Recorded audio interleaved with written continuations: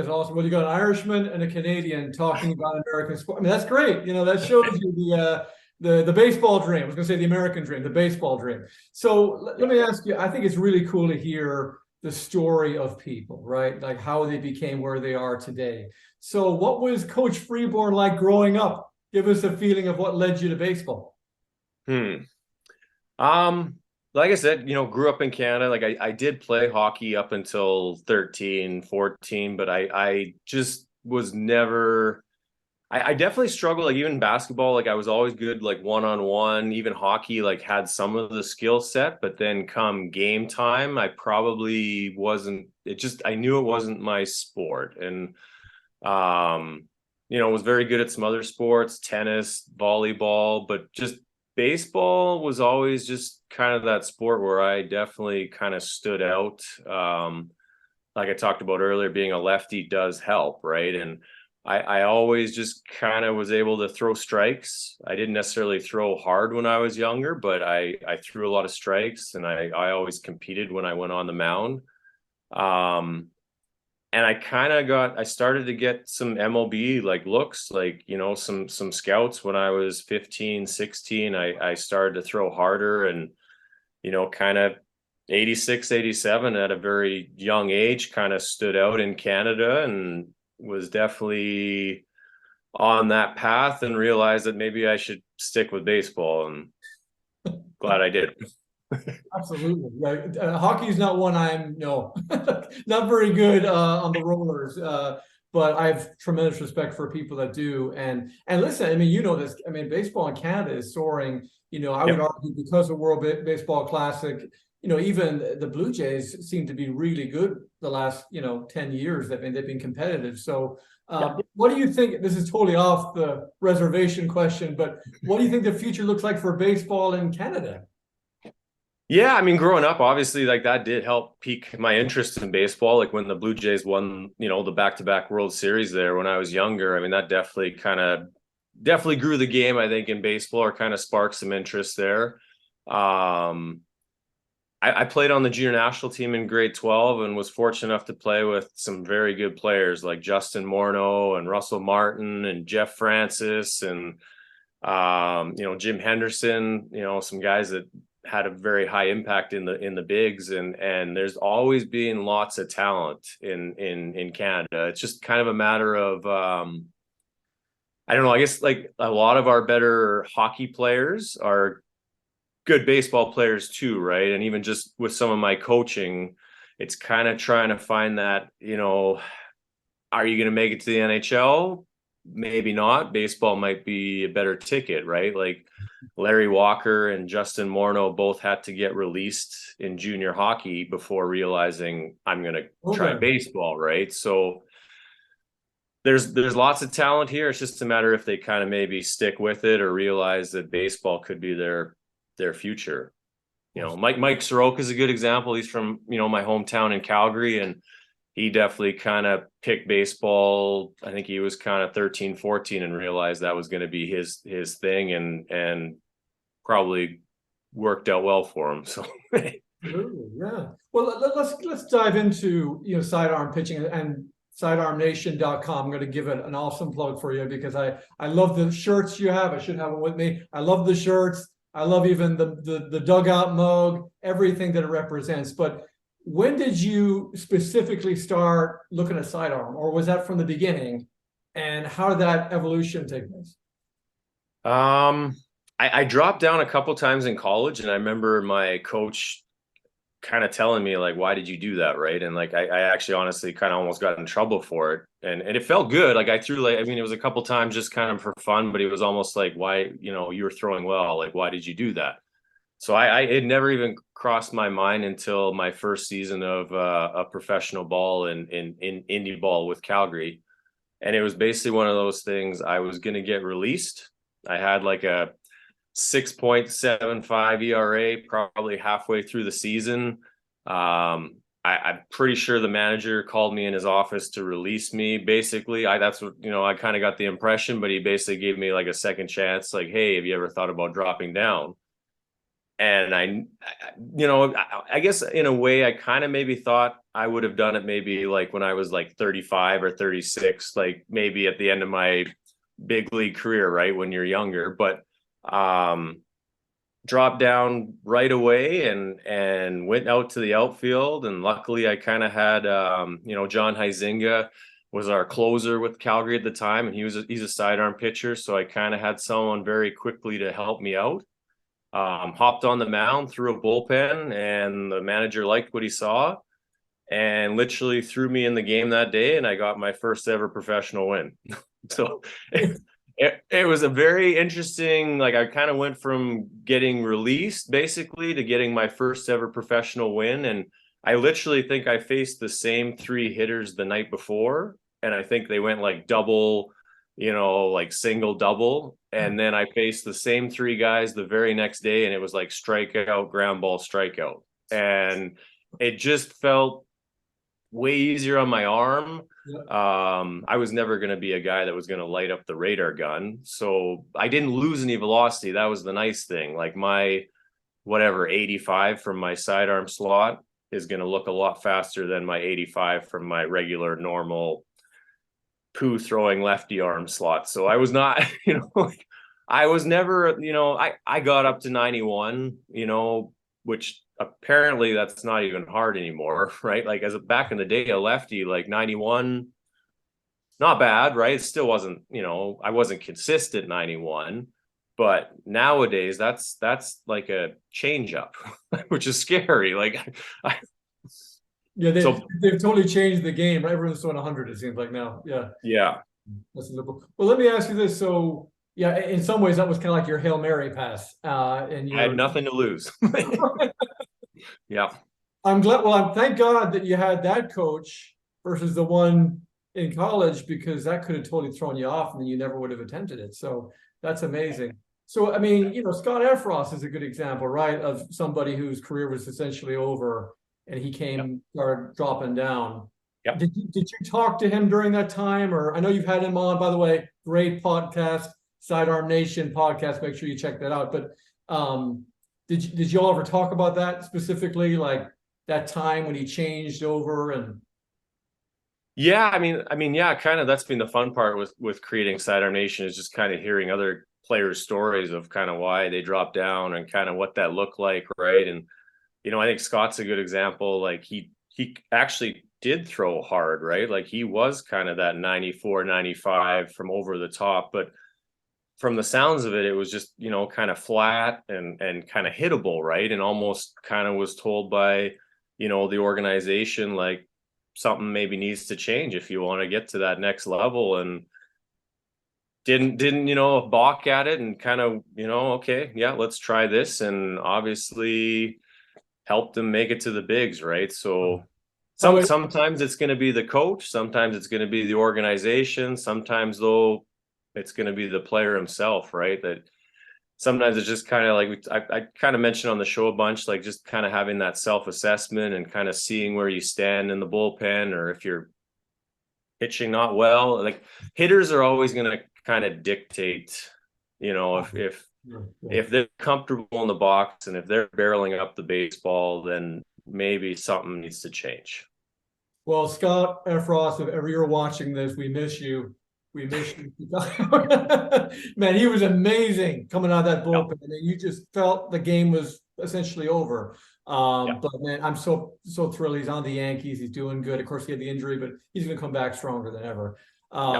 So, okay, I have to ask you this. Favorite moment where you had arrived, the underdog had made it, to the pros. What was your best moment ever on the baseball diamond? So that following year, like after I dropped down, I went and played winter ball in Australia. So I kept working on my new sidearm delivery.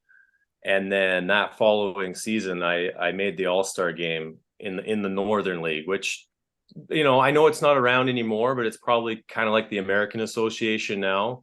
Yeah. But back in the day, it was one of the top independent baseball leagues in North America. And to make it to the All-Star game, and that was a pretty special moment. I think it, basically me and my buddy Drew Miller, I think we were the only two to basically not have any affiliated ball previous experience. And just to be around that group of guys, a bunch of former big leaguers and AAA guys, and there's Geoff Freeborn from Calgary, Alberta, had a really good first half, and started to actually get some looks from some MLB teams again, and that part was kind of fun. And unfortunately, had an okay second half, but just to make that All-Star game for me though, and getting invited to go play winter ball in Columbia that off season, definitely kind of made me realize that there was some potential there.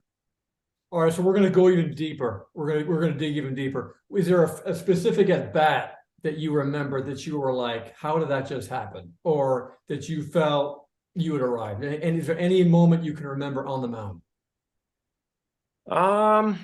You know what? Like, I definitely like that season, when I did make the All-Star game, like there was a lot of left-handed batters on opposing teams that were former big leaguers. And a lot of veteran players, and I was able to get a lot of those lefties out with some pretty nasty pitches. Like my slider was really working, especially that first half. Yeah. And I could almost throw it whatever count, it didn't matter what hitter was, like, especially lefties though. I had that, that lefty matchup. But once I got a good feel for that kind of sweeping slider, it definitely kind of changed things for me. Yeah.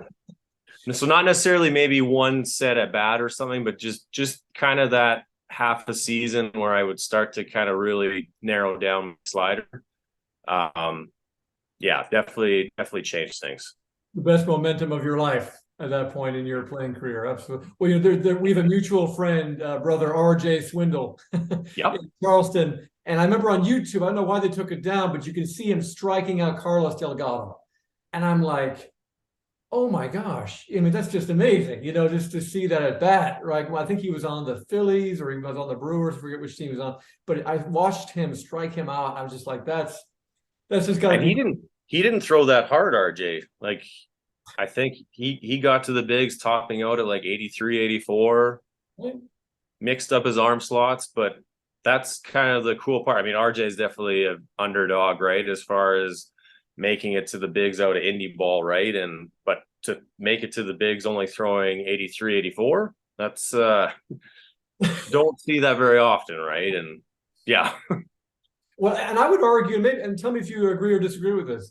In today's game, with them throwing 100 miles an hour almost on average, you'd almost think that 80s would throw the hitters off completely, especially if you brought him in later in the game, which is probably why Scott also, I know he still throws hard, but not as much from down there. Yep. You think that I mean, if I'm watching this and I'm a player and I'm starting to throw sidearm, or I'm a coach and I'm working with, do you think there's an argument to be made that we need more kids dropping down?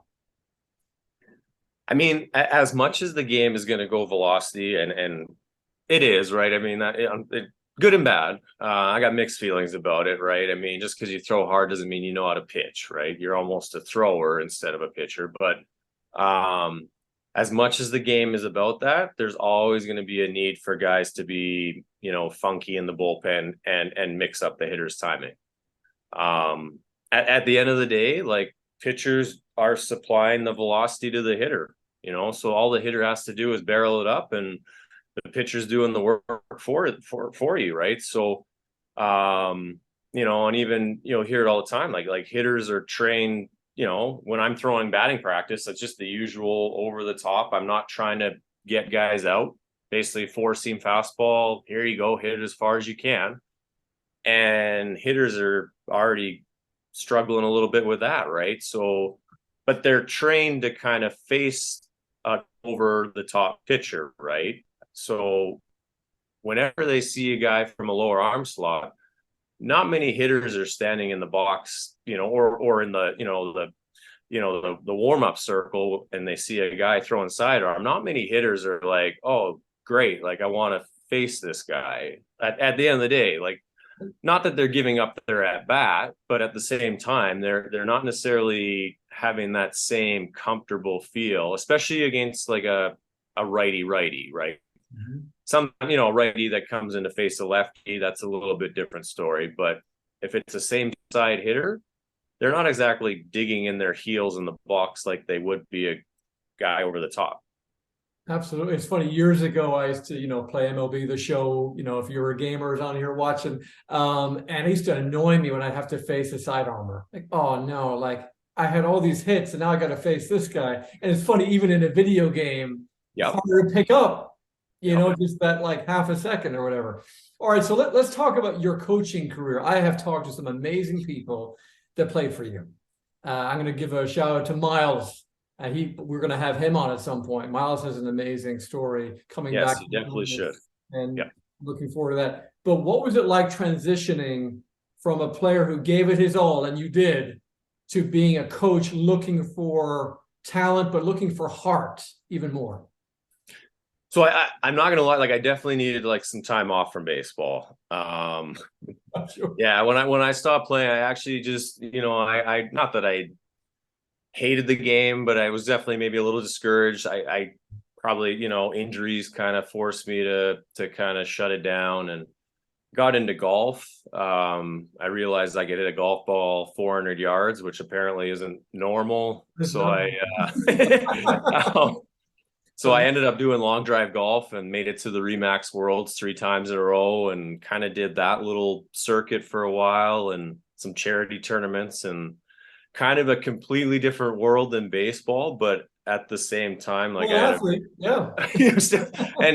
just had a very unique skill that doesn't translate on a golf course, but but the long drive world, I can hit it far. But it kind of, I definitely, after a few years, I kind of had some people reach out to me like, hey, can you cover a camp or whatever? I'm running a camp. Can you come help out? And it just seemed like the more I kind of got back into it, the more opportunities just started to come back with coaching, and just kind of was able to get into it more full time. Wasn't necessarily one full-time gig, but kind of like 2 or 3 part-time gigs to make it full time. And then ended up becoming the head coach at the University of Calgary for 3 years, and some good and bad experiences there. Definitely, kind of challenged myself and learned a lot about myself. But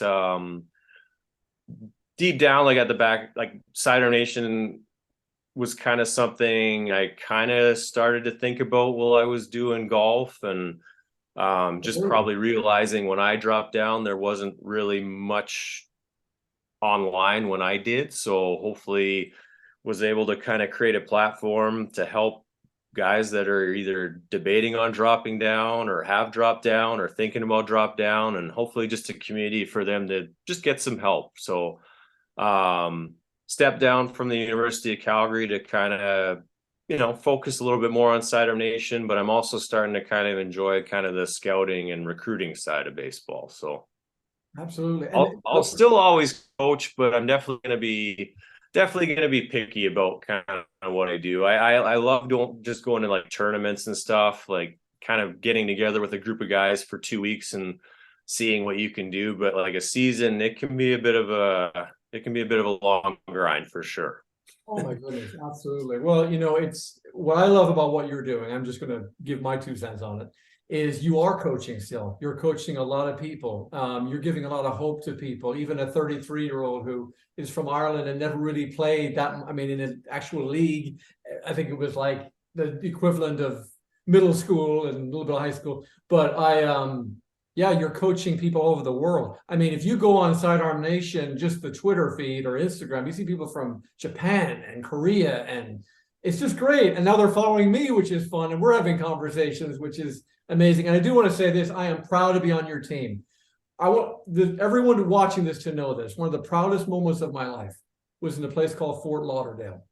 We were down, or excuse me, Tallahassee. We were down in Florida, and I remember thinking, I don't know where Coach Freeborn is going to fit me in. I hope I can stand somewhere with the nutrition, and hopefully they'll come over.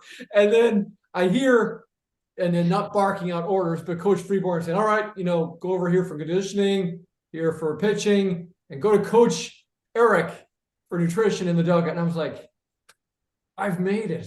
Yes, I'm on the team. Like I'm coaching on the team. And that was an amazing 2 days to talk to those kids and just to begin this conversation of health and what they're putting in their body. But you are coaching, and you're coaching me, and you're coaching a lot of people. So please know what the value you bring is exponential. No, I definitely appreciate that because like I will always coaching will always be a part of me. It's probably for me the full season part, which can be a little bit of a drag, right? And that's where like you mentioned, I'm able to kind of uniquely help out pitchers from all over the world. And that's kind of been the fun part. Like you said, there's sidearm pitchers on basically every national team and guys trying to make their national team. And I always kind of find it fun to find out like where players' heritage is and try and help them and connect them with the national team. That's always kind of been a big fun part of me. And of kind of, like I said, the recruiting side, I'm starting to really enjoy that part. And so, yeah.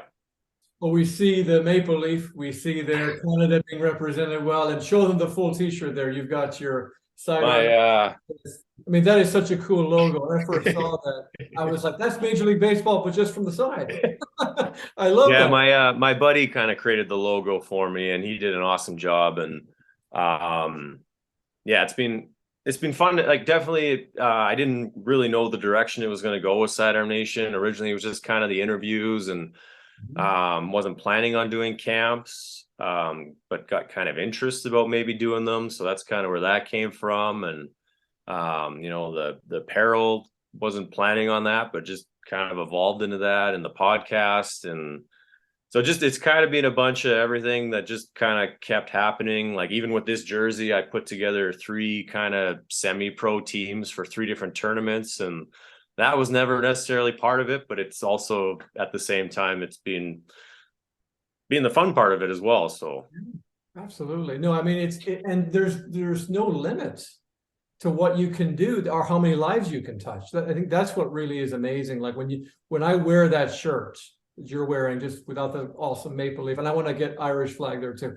But when I wear that shirt, I'm thinking I'm representing a brand that's touched all over the world and continues to, and that's why it's so neat when every time I see you retweet or put out someone, you say he's doing his thing, drop it down. I'm just so proud because it's like I was talking to Kobe and some other kids there at the camp, and they're like, it's a culture, like it's a community. Because a lot of people, they don't know who to throw with because they don't throw sidearm, and they're kind of weirded out by it, or it's different. But the camps are really amazing. And I would urge every watcher of this, check out the camps that Coach Freeborn does. They're just incredible. Parents feel welcome. Everyone's welcome. And that's what was so neat, talking to the parents even as well in the dugout and afterwards and before. So here's a big question for you. There's a lot of players who have injuries. Things happen. You can't plan for everything. Even if you have the perfect workout schedule, you got the greatest nutrition. What do you say to players and coaches who are just beginning to coach? How do you get over that? How do you overcome as an underdog these injuries and things you just can't control? yeah, and I'm definitely guilty of that. Like even, I had a bunch of shoulder injuries, and it's tough advice, but it's probably a big thing is just not to rush through it though either, right? And I was guilty of probably not being honest with my coach, pitching through injuries and thinking, just stuff like that, right? Like just thinking I could power through it or it'll go away. Sometimes it's not easy, but like your body might need some time off, right? Or the right physio or doing the right exercises. And from that standpoint, just probably maybe listening to your body. I like that. I was guilty of that. Probably didn't listen to my body, right? But yeah, or any treatment that you're asked to do, kind of follow through with it. Or arm care, I think, is a big thing that kind of gets overlooked, like taking care of your arm with just honestly just some simple armband exercises can definitely help your shoulder in the long run. And I think, you got to be careful. I mean, now I know, like I said, with the velo stuff now and weighted balls and all that fun stuff, you got to be careful, right? Like if your body's not physically ready to throw hard, and you don't have the brakes basically designed in your shoulder to throw hard, you're going to break down. So I mean, I definitely I wish I would have started lifting in high school. I didn't start lifting until my freshman year of college, and definitely was, I think, behind the eight ball when I arrived in college. I was, this tall, lanky guy that had barely lifted, right? And so I mean, and it's not about, like, I think the big thing too I see is a lot of times a lot of the youth just want to put on as much weight as they can in the gym, and their form is horrible, right? Or putting 4 plates on and squatting and barely going down. You're better off putting 2 plates on and actually getting fully down there, right? And so some of that's an ego thing in the gym, right? And just, it's not going to be about, it's not going to be about lifting, or you're lifting to be a baseball player, not lifting to be a bodybuilder, or and I think basically as a pitcher though, the stronger you can get your legs and your core, the more that's going to take pressure off your shoulder. Absolutely. If your core is weak, your arm's going to kind of take over and do a lot more work than it probably should. Yeah, that's really good advice. And how about mentally, when you were going through a funk, you had a couple of bad appearances, maybe one at bat. How would you mentally get back in the game? Yeah, I mean, it probably didn't help me in school, but I mean, it's good to have a short-term memory. Just apply But to yeah, it's something that I kind of naturally came and just try and teach guys, like almost like just kind of throw it out the window, right? Or just, go on to the next at bat, or if you walk a guy, it's, whatever it happened, learn from it and try and get a ground ball and double play or something, right? Instead of snowballing and letting that kind of eat you up. Or if you have a bad outing, the nice thing about being a relief pitcher, you have an opportunity to maybe throw the next day, and try not to beat yourself up too much that night. And, it's going to happen though. Definitely something I'm learning on the scouting side. I mean, it is something that scouts are looking for is guys having bad games and how they're going to react to it. Like it's easy to scout a guy when he's throwing a no-hitter, but what is that pitcher going to do when he's given up 4 runs in an inning? Is he going to mope in the dugout, or is he going to come back out the next inning and shove and go 3 up, 3 down? So I mean, it's just that little body language stuff that now I'm starting to learn from a scouting side. Like that's what we're looking for.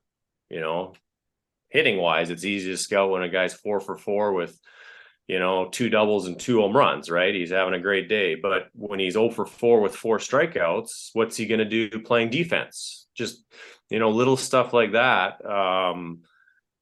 You almost just have to have that kind of, short term, just erase it, throw it out the window. Maybe you can, go over it a little bit, maybe that night, or what went wrong or something. But I think that's sometimes where baseball players, not to sound bad, but I mean, sometimes you can't be, too smart playing baseball. Like, I mean, otherwise you start over analyzing, and that's sometimes where I think some kids struggle these days, like looking too much at video, or, what was my spin rate, or what was my launch angle?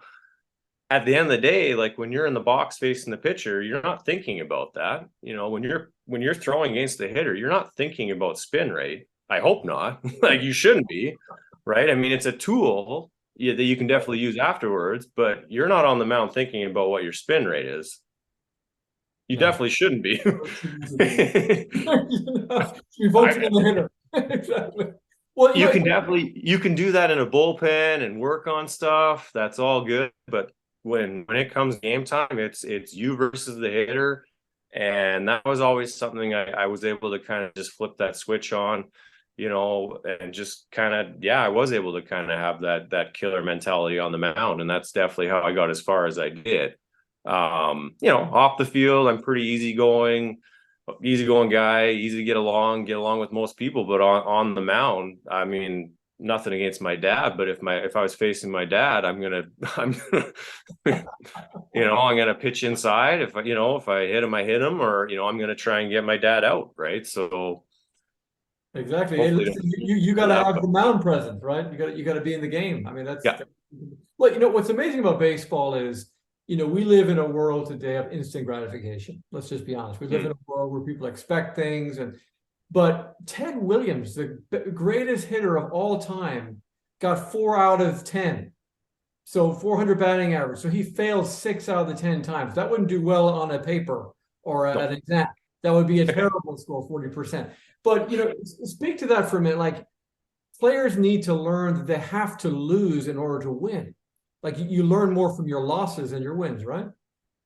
Yeah, no, and that's just, I mean, that's a rare Ted Williams 4 for 10, right? Like most, if you're a good hitter, it's like 3 out of 10, and that's good too, right? Like even like 2.7 out of 10 is, 270 hitter is not bad, right? Especially at the pro level. So you're failing a lot, and and that's where baseball, like, I mean, it like overall in general, it is a bit of an underdog game because it is a game of failure, right? And you almost have to train yourself to just get used to that. And that's where unfortunately a lot of kids get stuck in batting averages way too young, right? Like I batted 600 in high school. I'm like, I really don't care, right? I mean, most, like, at the end of the day, like as a college coach, like I don't really care what you hit in high school. It's kind of, what are you going to do for me when you get to my university, right? Or but it is kind of dealing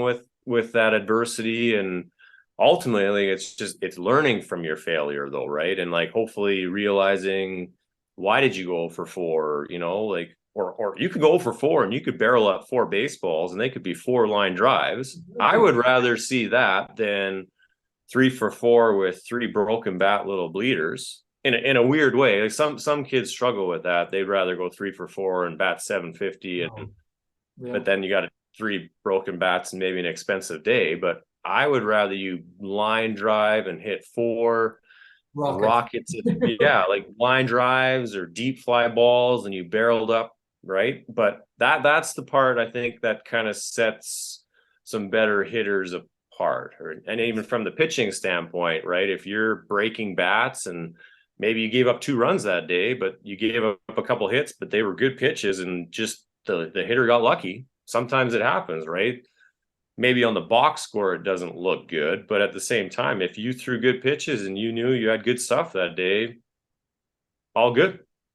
No, exactly. No, that's such a good point, and I wanted to get to that mental part of the game, because it is. I mean, the game is unbelievably a mental game, and if you're not mentally right, nothing's good's going to come. I mean, you can feel it all you want, but you're not in the right headspace. So I'm going to give you a moment here to really explain to everybody who doesn't fully understand Sidearm Nation, what is it and where are you going with it, and what do you want people to know from the heart about Sidearm Nation? Yeah, so like I said before there, it's kind of been fun to focus on it a little bit more kind of the past year, and definitely enjoy growing it. The camps are always fun to put on, and I'll keep doing those. It's been fun to kind of do a little more of the online presence, with video analysis stuff, and just helping guys kind of with college recruiting as well from that standpoint. And but yeah, like we kind of talked about before, just kind of my goal is just to help as many low slot pitchers play at the next level, whether that's a high school guy trying to play college or college guy trying to play professional, whether it's a guy just wants to play on a national team or something like that, or whatever that looks like, or even honestly just a local kid just trying to make his high school team. Just trying to help out as many players and pitchers as I can. So even a random 33-year-old. Absolutely. I love that. Hey, Played a men's league. Exactly. I mean, that's what I love, though, is that you don't cut people off. What I also really appreciate about this guy is I didn't have to go through 3 secretaries and 2 administrators to get to him. He was directly accessible. I'm my own secretary, so. With an organization as big as yours, that's impressive, because, I mean, Geoff, a lot of people aren't that way. A lot of organizations you have to go through, and you may not ever hear back from them. after 9 emails and 3 phone calls. It's just, especially in the world of sports. So if I'm out there and I see this, I've never seen this before, what's the easiest way for me to get a hold of you and send you a video of me playing, or, kind of walk us through that? Yeah, I mean, either whatever, Instagram, Twitter, you can definitely DM me a video. Definitely love kind of sharing them or retweeting them. Or, definitely feel free to email at info@sidearmnation.com. And honestly, whatever that looks like, whatever questions you have, definitely love answering them. And that's kind of being the fun part, is just to kind of see everyone. That's the fun part too, is everyone kind of throws different, right? You kind of maybe saw at the camp, like everyone, every camp I've ever run, like everyone throws their own funky, unique arm slot or arm path, and everyone just kind of has what works for them. So just trying to help them out the best I can. It's like having a bunch of dancers that all have kind of like their move, that's what I was thinking about when I was watching. I was like, man, that was really interesting how he finished. That was interesting how he came back more, went lower, or, I just think that's so cool. And it really opens your mind to how much is in potential in the game to drop down. So one of the things that I'm really excited about is that we are working together. What does it mean for you that, I'm bringing in this kind of plant-based nutritional kind of element to Sidearm Nation, and how do you see us working together with the vision of Sidearm Nation? Yeah, and it's definitely something we've talked about too, Eric, is just like when I was playing, like, and it's a struggle too, right? It is that fine line of, minor league baseball, you're on the bus and traveling, and your diet isn't the best. I'm not going to lie, right? Like, it's pizza, hot dogs, and you're not making that much money, and just trying to basically scrape by and survive day to day. And, I'm definitely, coaching wise, it was kind of, you fall into that same trap, right? When you're traveling on the bus and, busy recruiting, games, practice, it just sometimes, it's not the best nutrition wise. I'm not going to lie. So, it'll always probably be a little bit of a struggle for me, but it's been nice to probably, like, that's where with Sidearm Nation now, I can kind of work my own hours or some, within reason. So I'm working on the nutrition part too. And, even just some of the stuff I bought and some of the stuff you sent me, the shakes and the fizz have been very, very helpful. And, I just turned 42. So now it's kind of the point in my life where just trying to live as long as I can. And, that's where hopefully with Sidearm Nation, I can help out players as long as I can. So if I can get the nutrition part a little bit better, hopefully that can help. Maybe you could be another Max Scherzer or Justin Verlander. We'll just kind of throw you back in the game. We'll see what happens. Well, I am gonna pitch a little bit. Like I probably, I'm definitely picky when I pitch now, but I'm gonna pitch in like a semi-pro tournament in July, and get in shape for that a little bit, and I'll always kind of be able to throw BP, and that's kind of a big thing, especially from a coaching standpoint. If I'm going to be coming on and helping a team for a couple of weeks, I want to make sure I can throw batting practice for them, right? And from that standpoint, I want to make sure I stay healthy, and going to be representing Canada at Pesapolo in July. It's Finnish baseball for people that want to look it up. It's just a group of us, kind of former baseball guys. We're gonna try and figure out, Finnish baseball. It's completely different than real baseball. You got to look it up. So for that, I'm just trying not to get, pull a hamstring, or just trying to get healthy here again for a little competition in July. So that's kind of my athletic goals coming up here.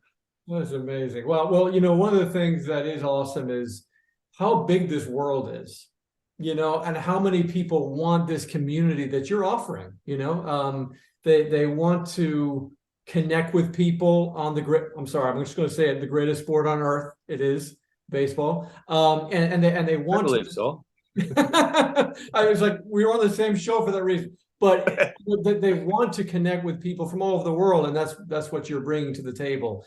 And I want to help you be in the best shape you've ever been in to compete at your best, right? At 42, and to own that. I keep saying my age, 33, because I'm tired of people acting older than they are. And I don't know if you agree with me on this, but there's a lot of coaches that are really out of shape. And let's just look, you can coach much more hands-on if you've got more energy. You can coach much more hands-on if you're putting good stuff in. That's why I'm very passionate, not only to help athletes, but to help coaches as well, because their glory days don't have to be behind them. They don't. And I understand the competing maybe in a league, but in terms of quality of gameplay and enjoying it, don't you agree, Geoff, that we could help a lot of coaches too? Yeah, no, absolutely. And you kind of get in that little trap of probably maybe using, I'm too busy, right? Or that standpoint, or on the road, or but definitely not an excuse, right? And I'm 100% guilty of that. But like you said, I just want to be able to help players. And if I'm unhealthy, then I'm not going to be able to help players anymore. So you don't really think about that when you're younger, but unfortunately, now you do, or now I do. Yeah, a father time or whatever, yeah, as it say in the I end. should have saved it. Yeah. Well,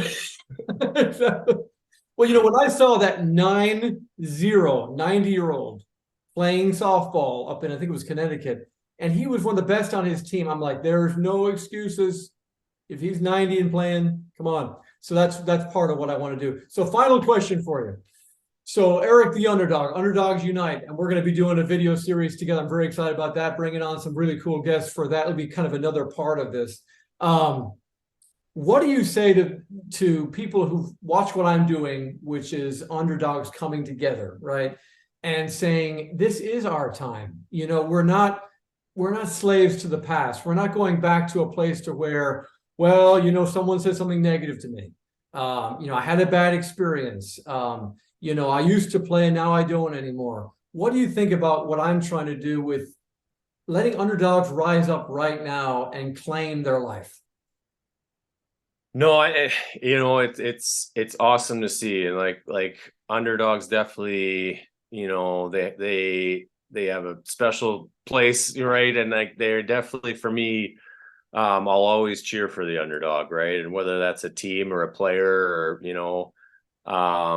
but honestly, just don't give up, right? I mean, my biggest thing too is, like, you don't want to be necessarily 70 years old and think like, oh, should I have played college baseball, right? Or like, worst case, give it a shot, right? Like, my biggest thing is, at least, like, even myself, I don't have any regrets in my baseball career.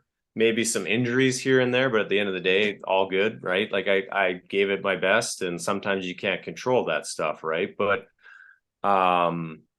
yeah, like, my best advice is, you don't want to look back and have any regrets. So do it, right? Or go for it, right? Don't hesitate. And sometimes, maybe, unfortunately, maybe that's a sign, maybe baseball is not your sport if you're hesitating, or maybe, but there's other sports too. But at the same time, if baseball is going to be your passion and you want to try and play, like, let's say college or professional baseball, then just put your full 100% effort into it, and don't have any regrets. Absolutely. No, those are great words. And, I tell people too, if you have, issues with playing a sport, just move. Movement does so much for your mental state. When you go outside, you know how it is, Geoff, you get outside, you breathe in the elements, you're around nature, you're not in your house huddled over, it can get very depressing. And if the weather is not the greatest, you need to just move the body, get the blood flowing, it's just so important that we're all engaged and doing our part. And finally, I'll just say this, that I 1,000, not 100, 1,000% endorse Sidearm Nation and just what Coach Freeborn is doing. Look how humble this guy is. I mean, he's somebody who's just so easy to have a conversation with. It's not like, oh, I'm talking to the CEO of, and there's arrogance in this world. And that's why I'm so just relieved, refreshed, every other kind of word you can say. My mom, she's not a respecter of persons, and she was blown away by this man. And many of you have seen his stuff. And I would just ask you, share anything you see, Sidearm Nation. Buy the apparel. I love the shirts. I want more. I keep hounding Freeborn for more shirts, more dugout mugs. There's some on their way. Oh, good. I'm glad to hear, because when you're wearing that, you're representing the community of everyone who's dropping down all over the world. And go to sidearmnation.com, check out the video tutorials, and if you have questions, get in touch with him. We're going to be working on together, kind of like I said, a mini series to this, which is more Q&A, more of a live. We're working on a platform for what that'll look like, so stay tuned for that. And underdogs, remember this: we're all in this together. You're not alone. If you decide that you're going to rise up, you're going to get up off that mat, you're going to work out, you're going to get back on that diamond, just know we're there behind you. We have your back. Have a great night. Thank you all for watching, and God bless you. Thank you.